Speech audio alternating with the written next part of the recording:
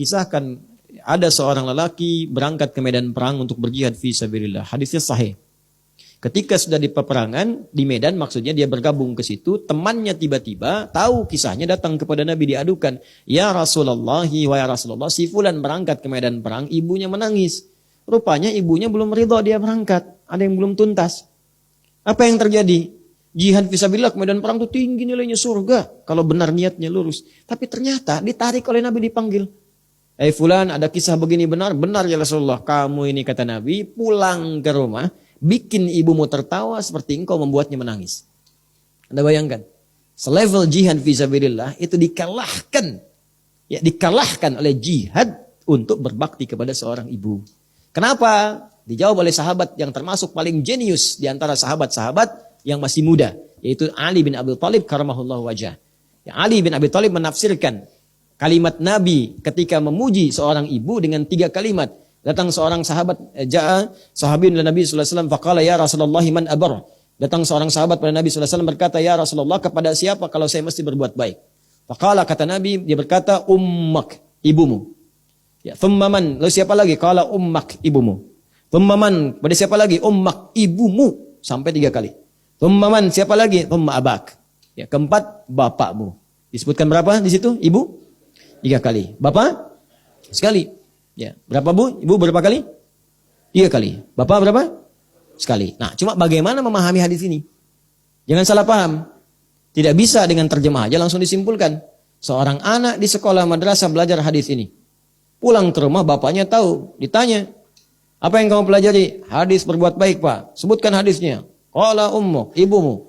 Kemudian ibumu, kemudian ibumu, kemudian bapakmu. Ibu berapa kali disebutkan? 3 kali, Pak. Ya, bapak berapa? Sekali. Ya, berarti ibu harus berapa? 3. Bapak berapa? 1. Baik. Ibumu berapa? Ya. Kasih tahu ibu di dapur. Angkatlah anak itu ke dapur dengan misi menyampaikan ibu mesti 3, ayah 1. Wah. Begitu ibu sedang dilihat, dia sedang mengiris wortel, ya kan? Lalu apa yang terjadi? Nanti kita lanjutkan kisahnya di lain waktu. Ditafsirkan oleh sahabat Ali bin Abi Thalib, cara memahaminya karena ibu pernah berjihad untuk anak 3 kali yang tidak pernah dilakukan oleh bapak. 3 ini yang menjadikan jihad ibu istimewa. Sampai mengalahkan jihad anak yang baru sekali ke medan perang. Jadi bayangkan, jihadnya 3 kali. Apa saja itu? Fi dhulumatin thalas. 3-3-nya gelap, sulit. 1 saat mengandung. 2 melahirkan. 3 menyusui, berikan ASI. Itu yang tidak bisa dilakukan oleh seorang lelaki, semuanya perempuan. Ya, jadi 1 mengandung, gak ada laki-laki bisa mengandung. Makanya kalau udah laki-laki, laki-laki aja. Nggak usah maksa gitu. Yang hidupnya jadi aneh-aneh, laki-laki jadi perempuan, perempuan jadi laki-laki, terus dua-duanya berhubungan lagi, kan aneh, ribet amat gitu. Ya, mau lu suka saya, lu cinta kamu gitu, terserahlah pokoknya. Tapi kalau laki-laki ya laki-laki, perempuan ya perempuan. Terus kita doakan jadi baik-baik. Itu nggak usah dicela, doakan yang baik-baik, sampaikan. Kemudian yang kedua melahirkan.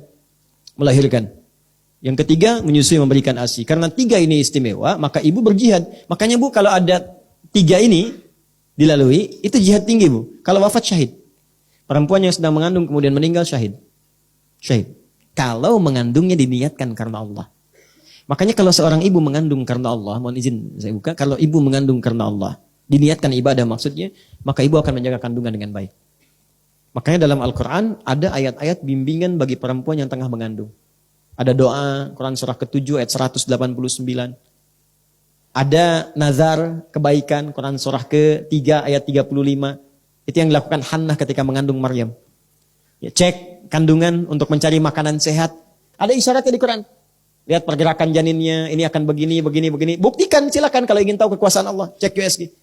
Setelah itu, responnya bagaimana? Isi dengan makanan yang sehat. Sehat menurut Quran, bukan hanya sehat dari gizinya. Sehat itu halal dan thayyib. Kasih tahu suami, bisikan, Pak, aku dan bayi yang aku kandung, insya Allah akan tahan dalam lapar. Tapi kami gak akan tahan ketika masuk ke dalam neraka. Cari yang halal ya, Pak ya. Cari yang halal. Tapi susah mah, gak apa-apa Pak. Sekarang yang haram pun susah. Cari yang halal. Lebih baik kita hidup dalam keadaan yang halal, mendapat berkah, daripada diwafatkan ketika menyentuh yang haram. Bisikan, kirimkan WA. Aku mencintaimu, Pak, dalam suka dan duka. Masuk WA dibuka. Masya Allah. Berangkat. Senyum aja. Terus ibu dapat balasan. Masya Allah. Tumben.